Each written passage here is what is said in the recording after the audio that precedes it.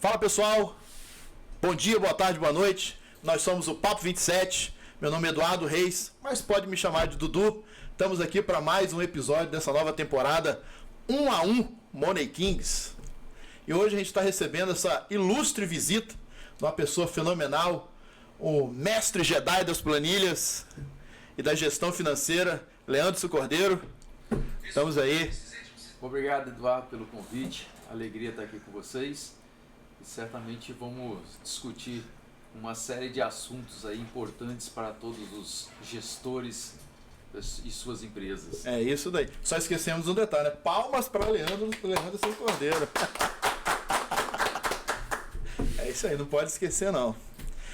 Bom, nesse novo modelo aí que a gente está fazendo nessa nova temporada do podcast, a gente adotou, como você já sabe, né? Esse modelo das apresentações 1 a 1. Logicamente para enaltecer aí, valorizar o nosso grupo e nos trazer bons resultados, né? Na primeira vez, pro Raif, eu perguntei para ele quem começava primeiro, mas lógico que hoje a gente vai enaltecer a sua presença e eu começo, depois a gente passa a palavra. Combinado. Show? Combinado? Combinado. Vamos lá então. Bom, como já disse, meu nome é Eduardo Reis, eu sou da Impacto Condomínios, do grupo Impacto, onde nós temos vários segmentos da empresa, mas hoje focando na Impacto Condomínios, nós somos uma administradora de condomínios. Atuamos com clientes dentro da Grande Vitória, interior do estado e fora do estado também. Fora da Grande Vitória, desculpa. E fazemos a gestão contábil, financeira, fiscal, tributária e a operacional, a famigerada operacional, né?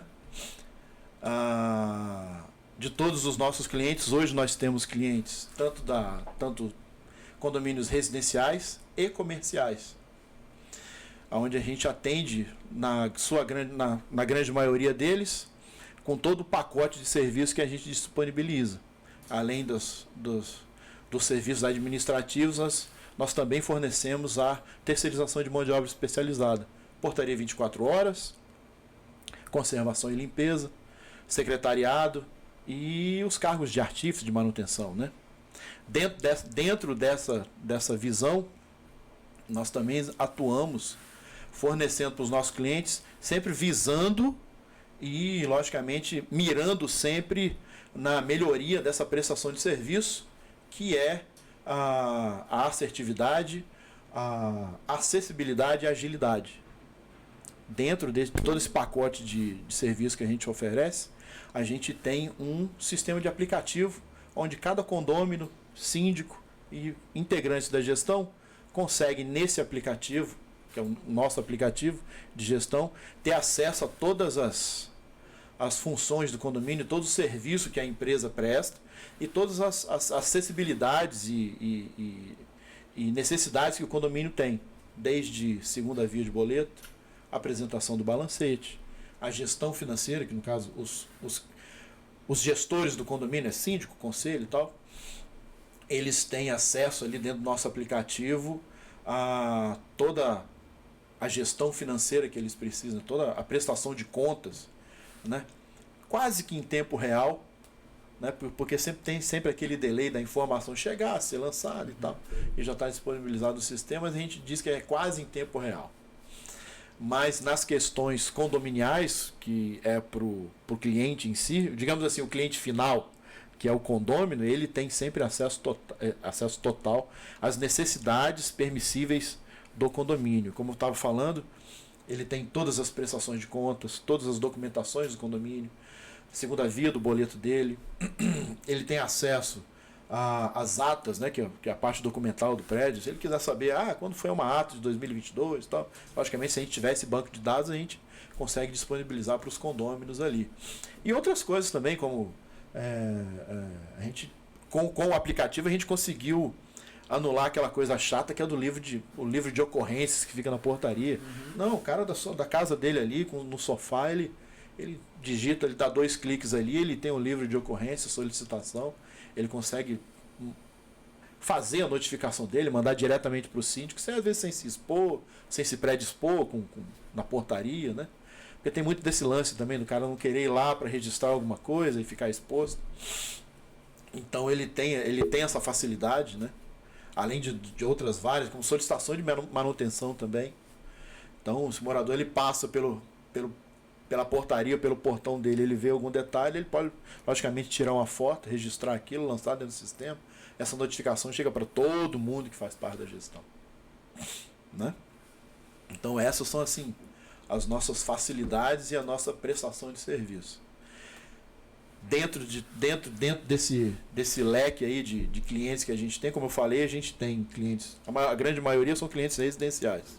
Mas nós também temos clientes, condomínios comerciais, né? O atual prédio, o antigo prédio da Wine, né? O antigo prédio central da Wine, hoje ele é um cliente, não é só mais da Wine, mas hoje ele tem várias empresas de grande porte ali, que estão locadas ali dentro. Então esse prédio que era da administração, hoje é nosso também, e hoje ele também é atendido com todas essas facilidades. Logicamente lá não são clientes, são clientes residentes, mas não são, como não é residente, então são empresas, então elas também têm os acessos ali, a locação de espaço, reserva, bloqueio e entrada de funcionários ou não e tal.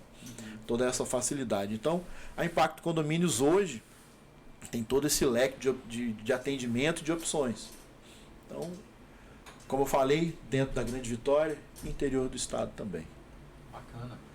E é isso. Como é que a gente faz para te colocar dentro do condomínio? Eu quero te levar lá para te apresentar o meu condomínio. Como é que eu faço isso? No momento em que você sentir que alguma coisa na administração está falhando.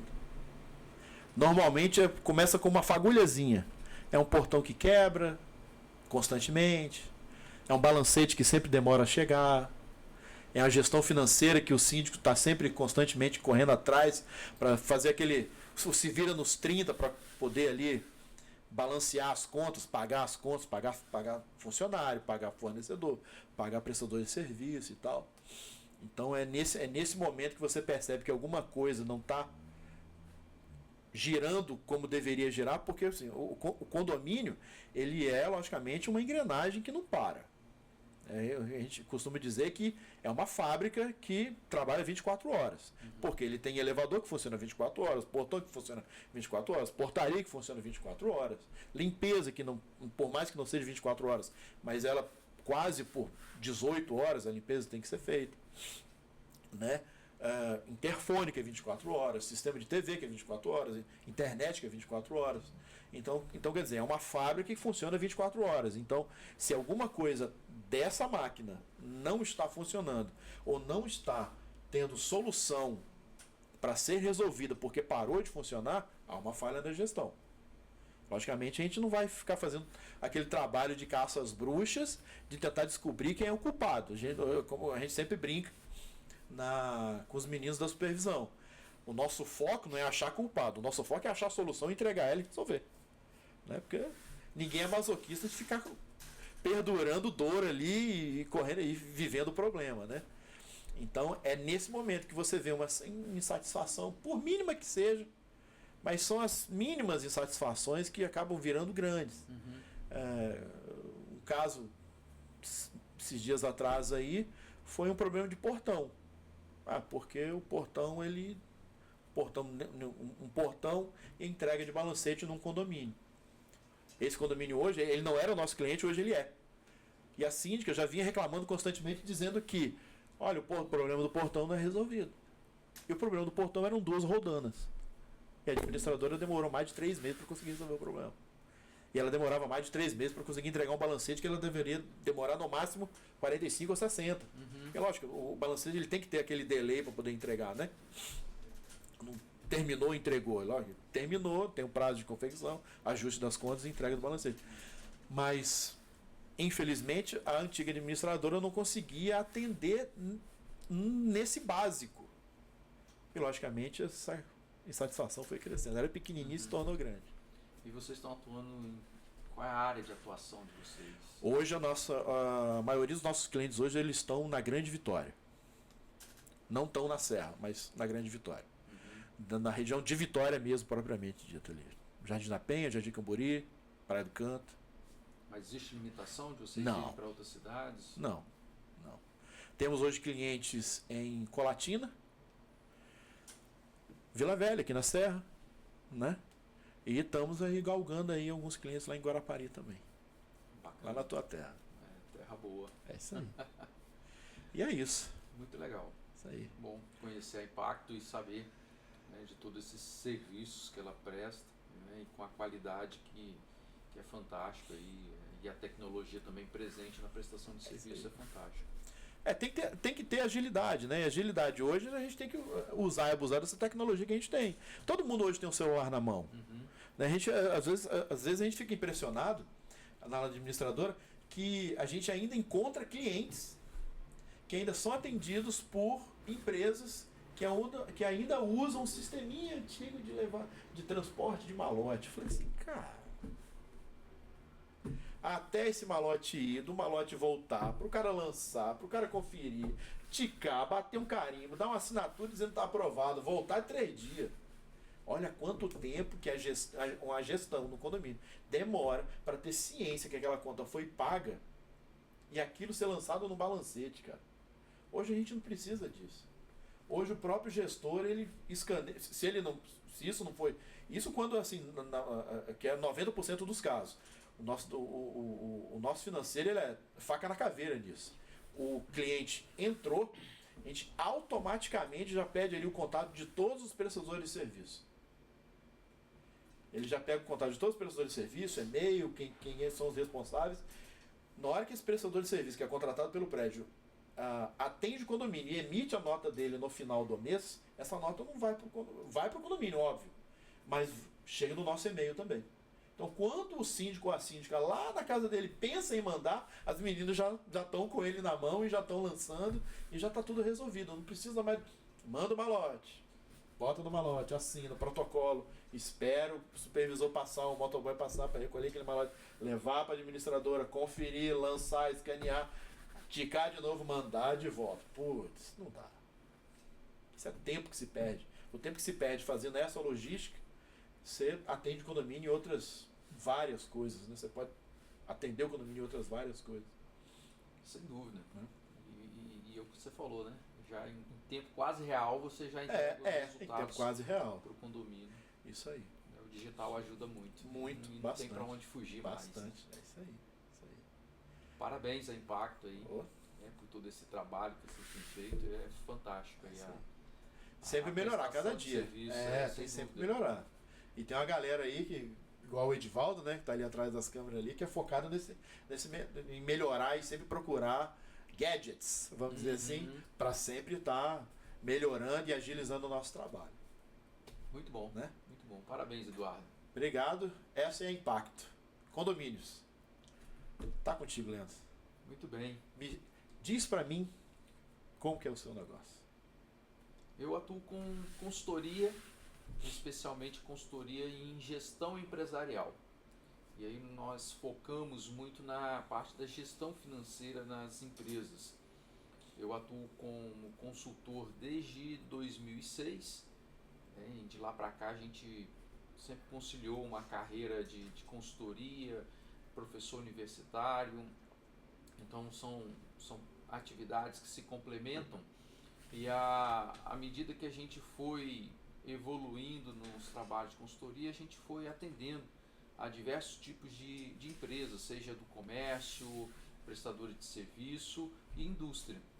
E nesse trabalho a gente ajuda as empresas a se organizar e estruturar toda a sua gestão financeira para que ele possa ter efetivamente os números reais do seu negócio, para que ele consiga tomar decisões mais assertivas e poder fazer os ajustes necessários e seguir dentro de um planejamento adequado para o bom desempenho das empresas.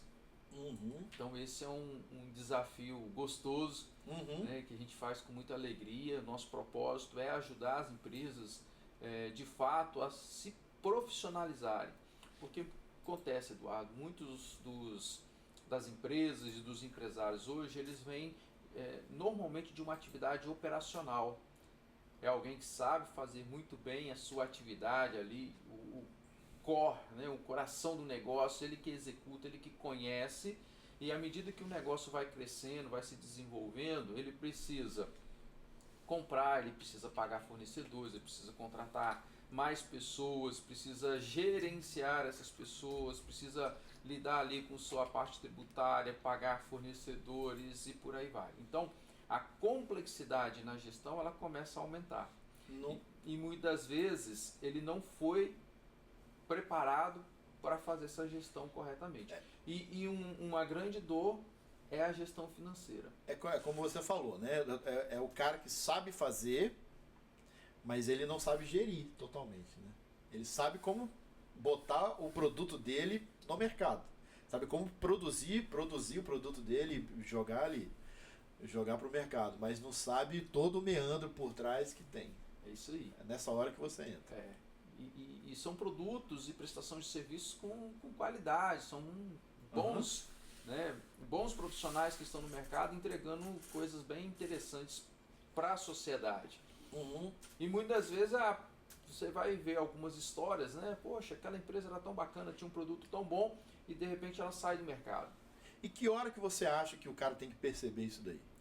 Por exemplo, vou usar um exemplo bem próximo de mim, que eu tenho amigos e já tive também. É o cara que sabe fazer um hambúrguer. O cara fez cursos, né? Fez se especializou nessa área, já trabalhava, mas se especializou, fez uns cursos, melhorou e tal, se tornou ali um gourmet. E ele abriu a hamburgueria dele. Começou a trabalhar. E começou a vender. E depois aí ele tem aquele capitalzinho de giro e na cabeça dele está funcionando só aquela regrinha de 3, né? Chega no final do mês, ele paga as contas, devolve parte do capital de giro e o resto que sobrou é meu lucro. Vou gastar com o que eu bem entender. É assim? Não, né? Se ele fizesse ainda como você falou, ainda estava assim, bom. Ainda estava mais ou menos bom. O problema é que tem todo outro.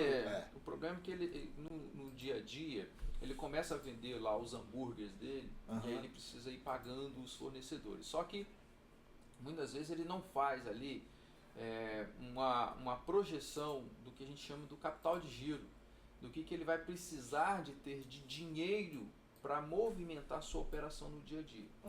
Porque o que acontece, Eduardo? Muitas vezes ele faz as vendas dele, então vai ter uma parte que ele vai vender ali, por exemplo, no Pix, que o dinheiro cai na hora na conta, uma parte ele vai vender no cartão de débito, e aí esse dinheiro cai no dia seguinte, e tem uma parte que ele vende no cartão de crédito, que cai daqui a 30 dias na conta dele. E tem o iFood ainda, né? Ainda tem iFood. Que às vezes paga com 15 ou com 30. É isso aí. E tem uns casos ainda com 45. Então, um das principais quesitos que o gestor precisa observar uma ferramenta que a gente chama de fluxo de caixa, que é um relatório que mostra o volume de dinheiro que entra e que sai ao longo do tempo. Só que ele não faz essa conta, vendi X% no cartão de crédito e esse dinheiro vai cair só daqui a 30 dias. E para que eu consiga operar, eu preciso de X dinheiro para sustentar esse negócio até esse dinheiro voltar. Realmente para o meu caixa. E aí ele não faz essa conta. E aí muitas vezes ele começa aí a atropelar o seu financeiro, e aí ele começa a fazer uma antecipação de crédito. Aí aquele cartão que ia vir com 30 dias, aquele dinheiro que ia vir com 30 dias do cartão, cobrando pouquinho, já tem uma taxa. Aí ele fala o seguinte: deixa eu trazer esse dinheiro aqui para hoje. Só que trazer esse dinheiro para hoje, ele tem um custo. A taxa dele aumenta. Ele vai aumentar ali. E aí ele começa a fazer isso de forma rotineira. E ele não considera esse custo, por exemplo, na sua operação. E aí isso vai se tornando meio que uma bola de neve dentro dos negócios. Porque aí tem uma hora que, se ele não faz a gestão do fluxo de caixa de forma adequada, isso vai aumentando e daqui a pouco não é só mais antecipação. Aí ele começa a usar um cheque especial, começa a buscar um empréstimo no banco. E aí só vai aumentando. Só vai aumentando a bola de neve custo dele, né? E ele não percebe. É isso aí. E aí ele não entende o porquê que o negócio não está fluindo, porquê que não está dando certo ali. Então, na verdade, falta ali um entendimento e fazer uma gestão adequada do fluxo de caixa dele, por exemplo. E nessa hora é a hora que você chega. Nessa é a hora hora que ele percebe que ele precisa de um gestor. Isso. E como que você chega nesse cliente? É a mesma pergunta que você me fez. Uhum. Como que eu identifico alguém que precisa da sua assessoria, do seu trabalho? Então, a gente vai encontrar alguns cenários de empresas que precisam de um apoio, né, de uma consultoria na gestão financeira. Primeiro, a gente precisa quebrar um tabu de achar que a consultoria ela só é para a empresa que está numa situação ruim. É o que todo mundo pensa, né? A grande maioria pensa isso. Fala assim, putz, meu financeiro tá horrível, já tô confundindo a ração do cachorro com o insumo da cozinha e tá uma zona. Agora eu preciso de um gestor. Não é só nesse momento. Nesse momento também a gente chega e consegue ajudar as empresas. Mas existem negócios, Eduardo, que eles entram no mercado e começam a prosperar, começam a fluir muito bem e começam a ter lucros, mas quando você chega para o gestor e fala, você sabe qual foi o seu lucro mês passado? Ele não sabe dizer. Quando você chega para ele e fala, você sabe qual é o percentual de lucro nesse produto que você está vendendo? Ele não sabe dizer. E são negócios que estão prosperando. Está crescendo, está ampliando, quantidade de funcionários, um produto ou serviço de qualidade. Então o que acontece? Gestores que não fazem apuração de resultado, é importante ele buscar um apoio de uma gestão financeira para que ele consiga apurar resultados efetivamente e a partir dessas apurações de resultado ele começa a ter entendimento melhor dos seus números e com isso ele também começa a identificar custos, aonde que ele pode reduzir, começa a identificar estratégias que vão além do financeiro, inclusive, como por exemplo uma estratégia comercial, como é que isso impacta na gestão e na saúde financeira do negócio. Então o financeiro, a gente sempre fala assim, o financeiro na verdade ele é um dedo duro da empresa, porque tudo vai refletir no financeiro. Então se eu estou com um custo exagerado dentro da minha empresa, reflete no financeiro. Se eu estou fazendo compras em excesso ou compras desnecessárias, vai refletir no financeiro, em especial no fluxo de caixa. Aquela hora que o cara está confundindo as coisas ali, né? O cara fechou a movimentação dele no dia ou na semana, ele acha que aquele dinheiro dele todo é todo dele e fala assim, não, isso aqui é meu lucro. As outras 3 semanas vão ser para bancar meu custo. Pois é, então aí você falou de uma informação importante. Uma coisa é fluxo de caixa, outra coisa é demonstrativo de resultado. São relatórios diferentes. Fluxo de caixa, essa movimentação de entra e sai dinheiro da empresa, porque eu estou com dinheiro na minha conta, isso não quer dizer que é lucro. É o que todo mundo, é o erro que todo mundo comete. Pois é. Aquilo ali é um saldo de fluxo de caixa. Agora, se o negócio está dando lucro de fato, a gente consegue fazer isso pela apuração do demonstrativo de resultado. E aí é importante o gestor mensalmente ele fazer essa avaliação do seu negócio. E aí que a gente ajuda a estruturar, começando desde lá do contas a pagar, contas a receber, estruturando isso através de um plano de contas gerencial. E esse plano de contas, a gente monta uma estrutura em que a gente dá nome para todos os gastos. Já viu aquela história que o colega fala, o Eduardo, trabalho e não sei para onde está indo o dinheiro?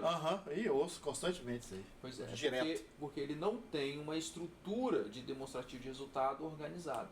E o plano de contas, eu consigo ali falar cada centavo para onde efetivamente está indo o resultado e mostrar no final se ele está tendo lucro ou prejuízo dentro da sua operação. E quais seriam os relatórios, as informações que esse gestor precisa estar focado ali em acompanhar? Basicamente, fluxo de caixa e o demonstrativo de resultado.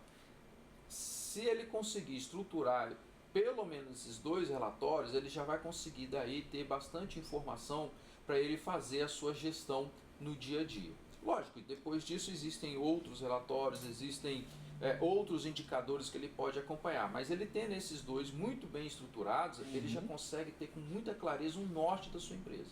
ele já consegue fazer uma boa gestão.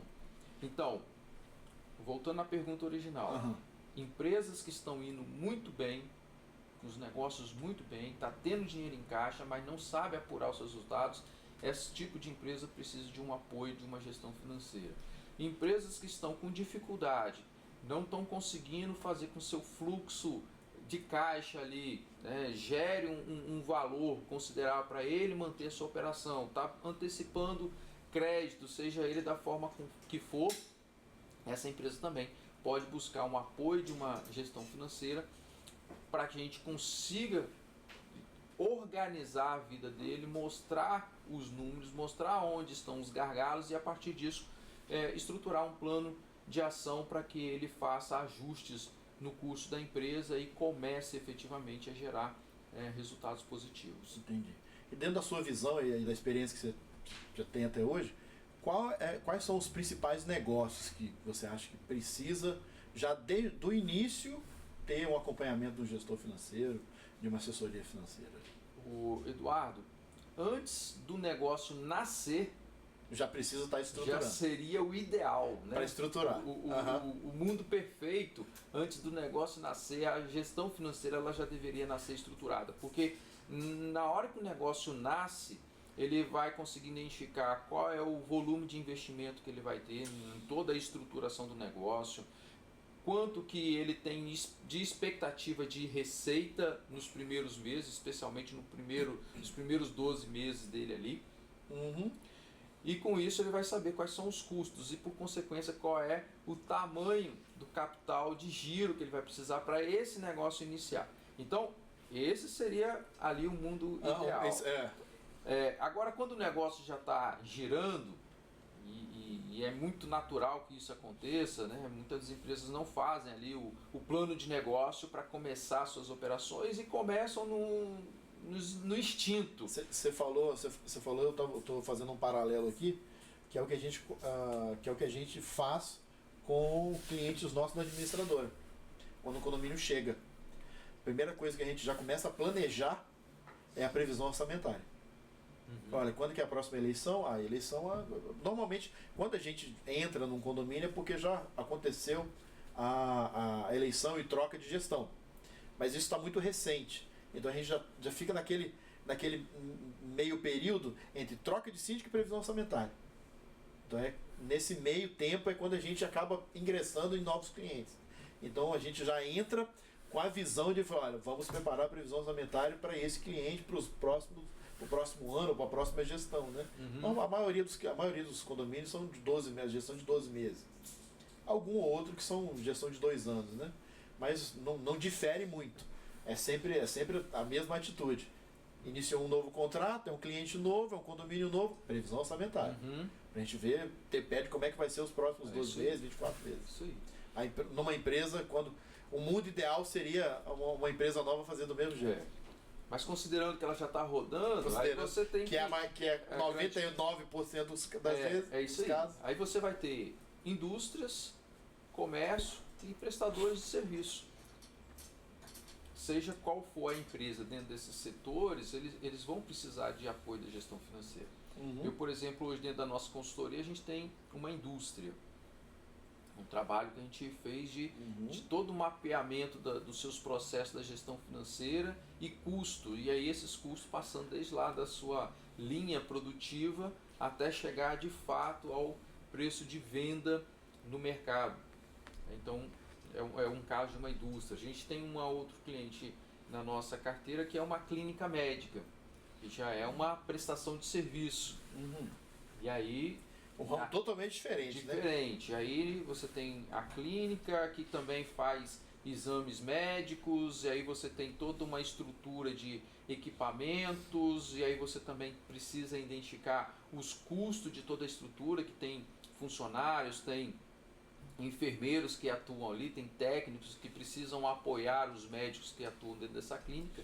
Então você tem toda uma estrutura operacional que, se você não botar isso tudo na ponta do lápis e fazer essa apuração de resultado no final do mês, você pode estar tendo a ilusão de que você está tendo lucro, porque gira muito dinheiro, mas se você não apurar tudo certinho, você pode ter essa ilusão e aí a conta ela vem lá na frente, de alguma forma ela vem lá na frente quando você vê, assim, por que que isso aconteceu, por que que o negócio tá ruim agora nesse momento, né? E comércio também, eu tenho clientes hoje que são e-commerce, né? Tá nesse movimento aí de e-commerce, quanto de lojas físicas mesmo, como por exemplo supermercado, né? Que é um desafio grande também, entender custos, estoque de supermercado, isso tudo tem que ser muito bem apurado. E como é que você lida com essa diferença de clientes?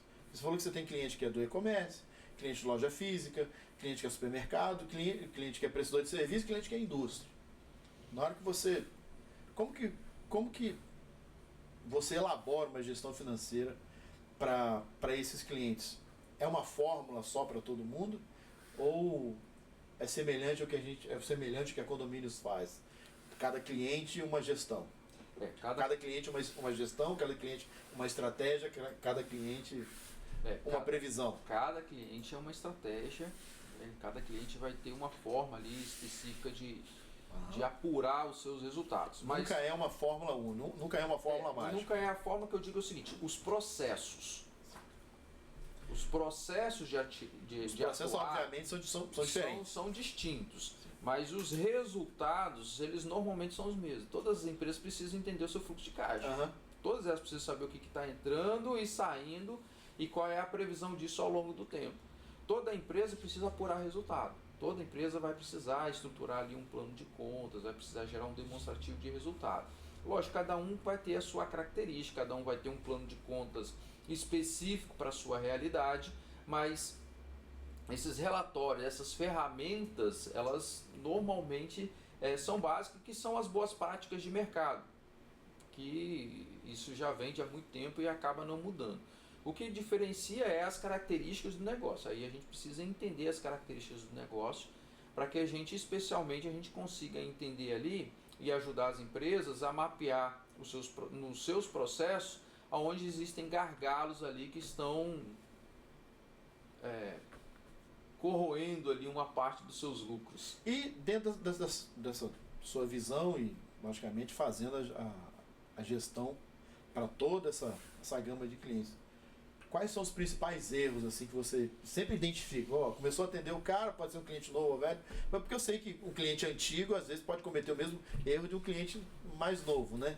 Mas quais são assim, os principais erros que essa galera comete? Essa é uma excelente pergunta. Vamos lá.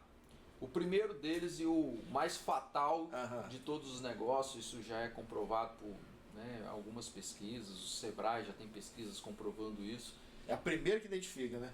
É a primeira e é a dos maiores motivos de falência de empresa, inclusive. É quando você mistura pessoa física com pessoa jurídica. Tem muitos negócios... Essa daí é batata. Tem muitos empresários que acham que o dinheiro que entra dentro da empresa é dele. E atenção, empresários, esse dinheiro não é seu. Aquela brincadeira que eu vi lá atrás, o cara confundir o insumo da cozinha industrial com a ração do cachorro que ele tem que comprar. É isso aí. Então, primeiro a gente precisa separar isso. O que é CPF? Você vai cuidar das suas contas, a mensalidade da escola do seu filho, o seu aluguel, a sua conta de telefone, suas viagens, suas roupas. Isso você vai pagar na sua casa, lá junto com sua família. E para que isso aconteça, você precisa estabelecer um prolabore, que seja justo para você poder sobreviver, mas que também não sangre a empresa. Porque se você pega um prolabore também exagerado, em que a empresa atualmente não tem capacidade de pagar, você está matando o seu negócio.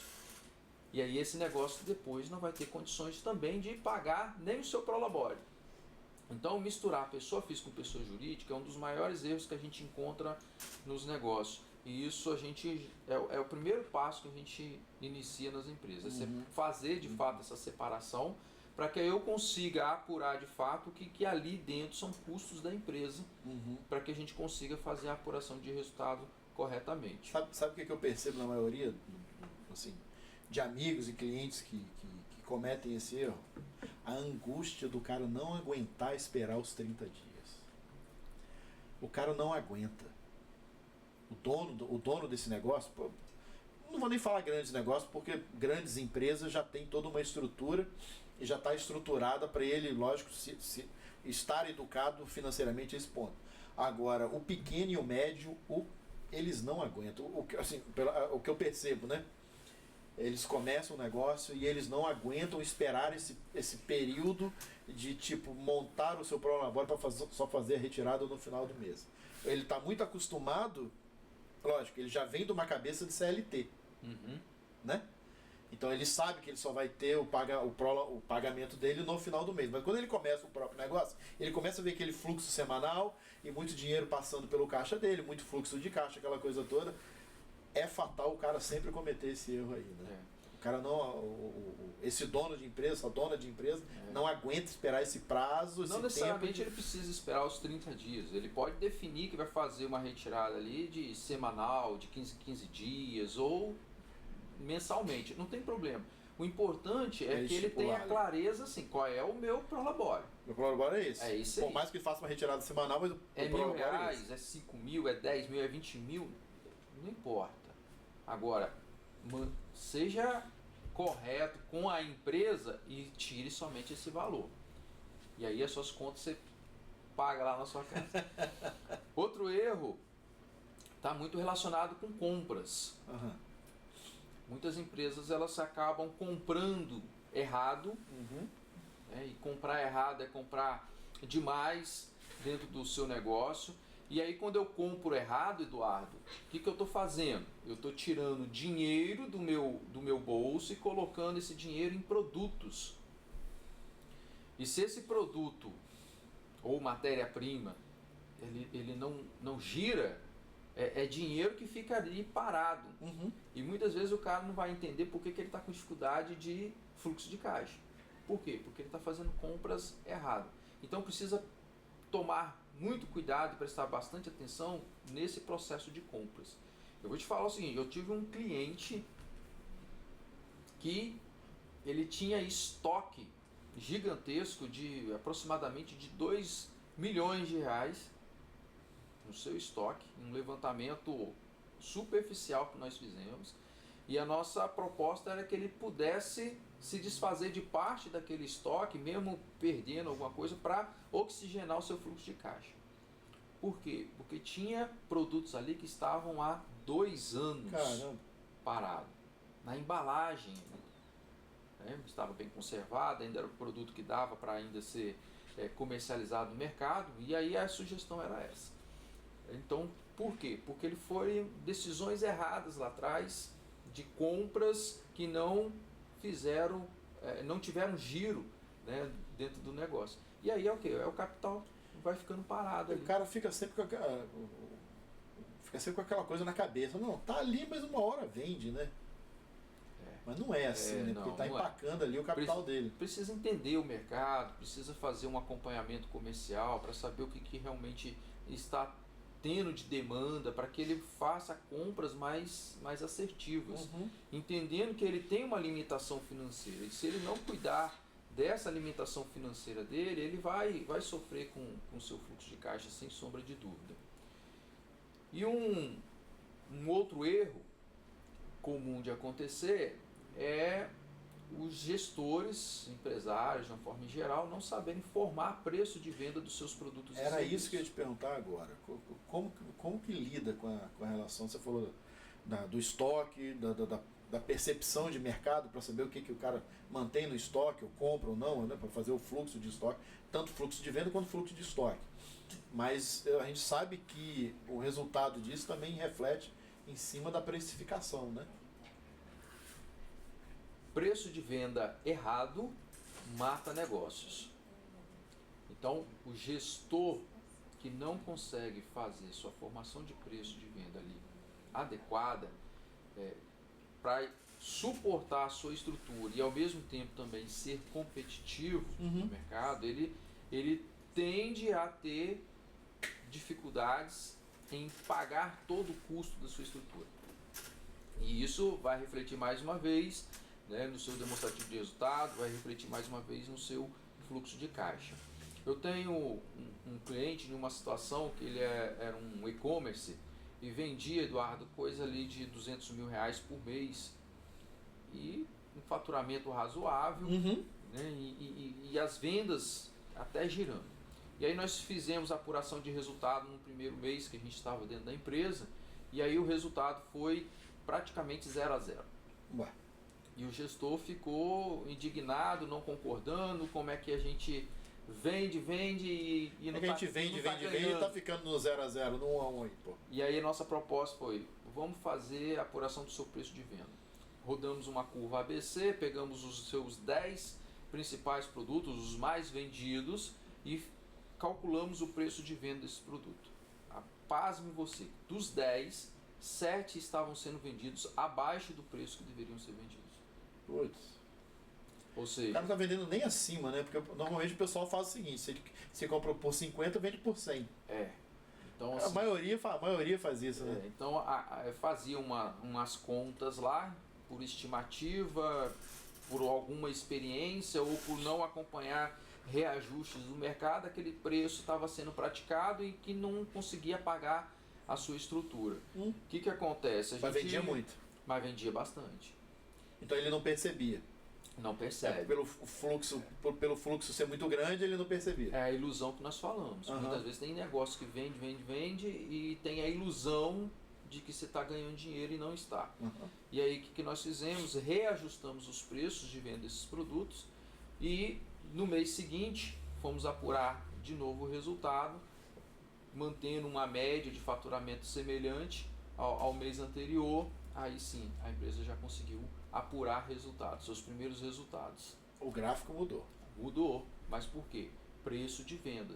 Então, formar preço de venda não é comprar essa garrafa por 5, falar que vai jogar 100% e sair vendendo ela 10.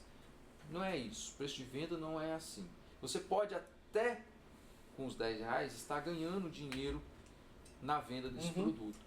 Mas se eu te perguntar qual é o percentual do seu lucro, aí é real, diferente. Aí é diferente. Porque tem todo o custo operacional em cima. Isso aí. E se eu te perguntar ainda, se eu falar, mas Eduardo, eu quero comprar 1000 garrafas dessas, você consegue me dar um desconto? Você também precisa saber qual é a sua capacidade, o seu limite de desconto para que você ainda continue tendo lucros, pagando toda a sua estrutura. Um outro erro na formação do preço de venda é que o gestor não conhece com clareza a sua estrutura tributária, seja na compra, seja na venda. Então essa estrutura tributária ela precisa ser muito bem conhecida para que ela esteja carregada no seu preço de venda. Tem empresas e tem negócios e vão ter, lógico, né, produtos que vão ter incentivos fiscais, se esse produto é importado, se ele é nacional, de qual estado ele vem, se tem algum incentivo fiscal específico para aquele produto. Então isso tudo precisa ser levado em consideração. E o gestor não faz essa conta, ele não tem o demonstrativo de resultado dele também para saber qual é o percentual do custo fixo que ele tem na sua estrutura, para que ele consiga inserir dentro do preço do produto e por consequência, ele precisa, depois disso tudo, ele precisa embutir um percentual de lucro. Então, formar preço de venda tem técnica, tem uma metodologia correta, não é, e a gente vê muito. Comprei por 5, bota 100%, vende por 10. Vende por 10. Multiplica por 2, multiplica por 3 e vai ter as velhas e mirabolantes formas de se formar preço, mas muitas vezes nenhuma delas da forma correta.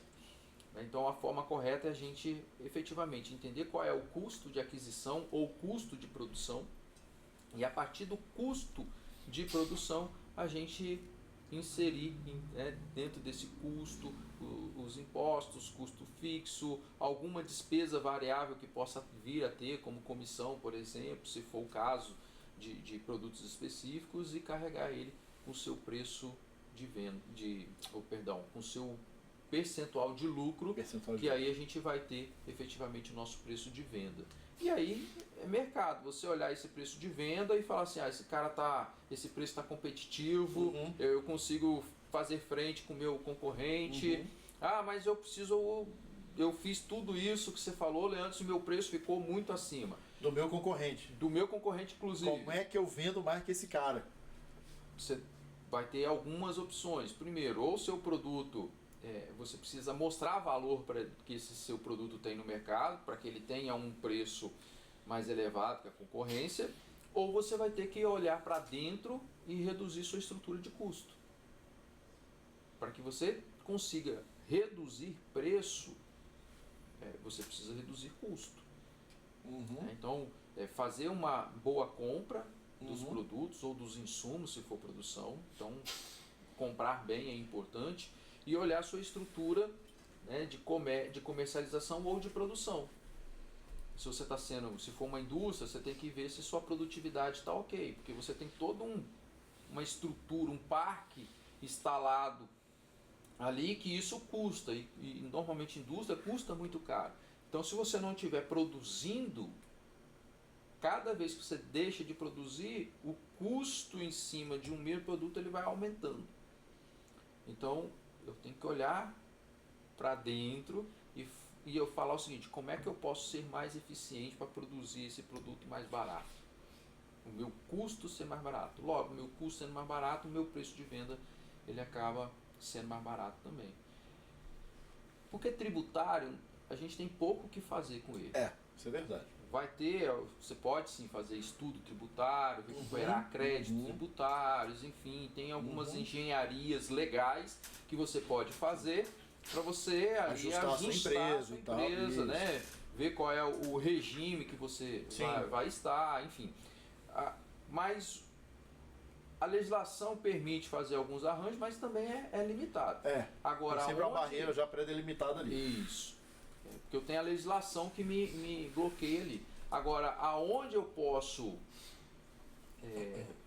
fazer uma gestão efetiva, onde eu tenho controle de fato, é na operação. É na minha operação ali, no meu controle de custo, Sim. na negociação com o fornecedor, sabe? Então, é ali que eu vou buscar eficiência para ser mais competitivo no mercado. Dentro da operação vem onde é que está o desperdício, o gasto maior e na aquisição sempre visando comprar na baixa. É isso aí. E é isso que a gente faz, Eduardo. A gente procura trazer essa visão para os gestores, para os empresários, para que eles tenham uma visão mais técnica, mais profissional dos seus negócios. Não é que eles não sejam profissionais, eles são e me entendem muito bem, como eu disse no início, do seu negócio, da sua operação do seu negócio.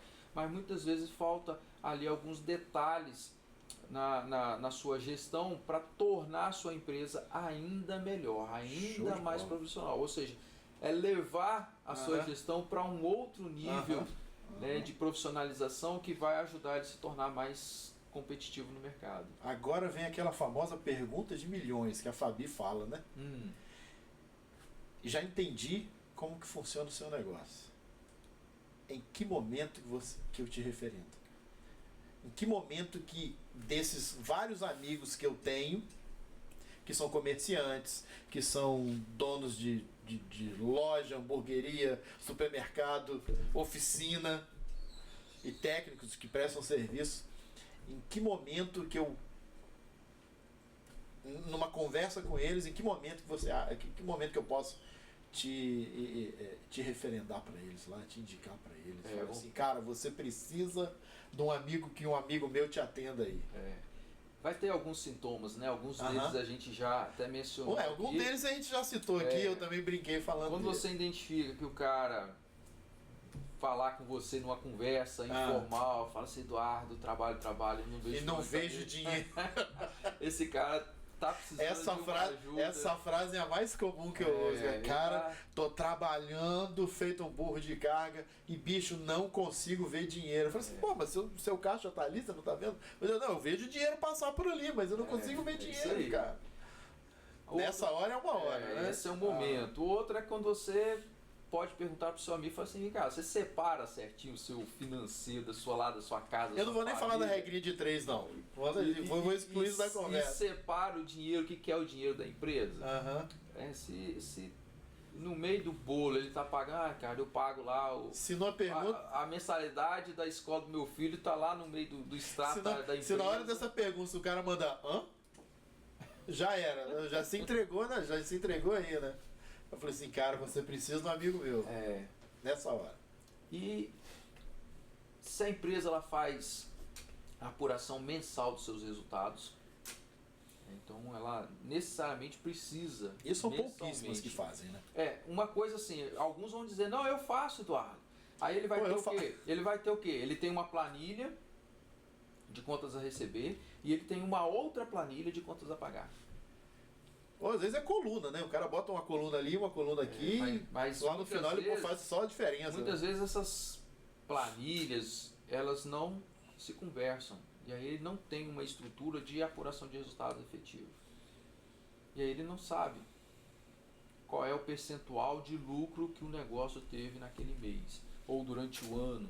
Ele não vai conseguir responder com esses tipos de controle. Ou às vezes ele até tem um sistema de gestão.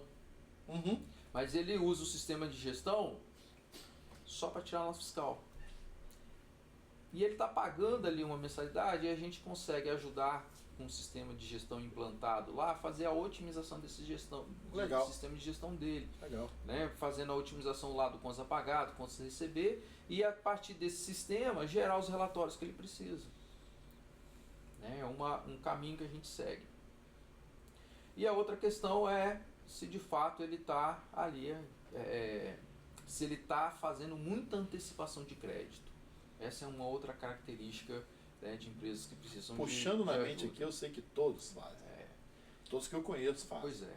Então ele precisa, se está fazendo com muita recorrência, não tem problema um momento ou outro, teve um período de baixa, um período de sazonalidade, e aí ele precisou fazer uma antecipação, vez ou outra, tá tudo bem. Essas ferramentas elas existem para ajudar mesmo o gestor, trazer uma facilidade, ser uma opção na sua gestão.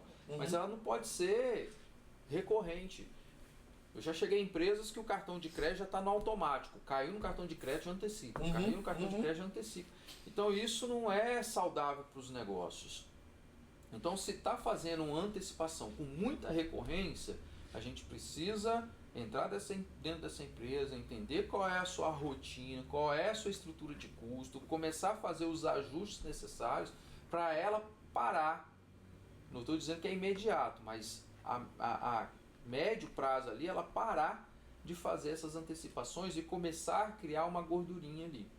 Então as empresas, elas precisam, para que isso não aconteça, elas precisam ter um capital de giro, um volume, Eduardo, que possa sustentar o negócio no mínimo de 3 a 6 meses da sua operação, se ele não vendesse nada. Entre 3 a 6 meses ele tem um dinheiro ali que sustente essa operação. Lógico que vai de negócio para negócio, mas ele precisa ter essa característica. Então, esses são alguns sintomas que você vai conseguir identificar de empresas em Agora que vai precisar de uma ajuda. Só para exemplificar essa questão, o ano passado nós atuamos dentro de um cliente em que é um desses clientes saudáveis, não tem nenhum tipo de endividamento, tudo em dia e vai gerando lucro. Só que os sócios pegavam esse lucro e iam embolsando. E a empresa só assim sobrevivendo com aquele caixa mínimo da operação ali do dia a dia. Justo, bem ajustado, mas não precisava antecipar.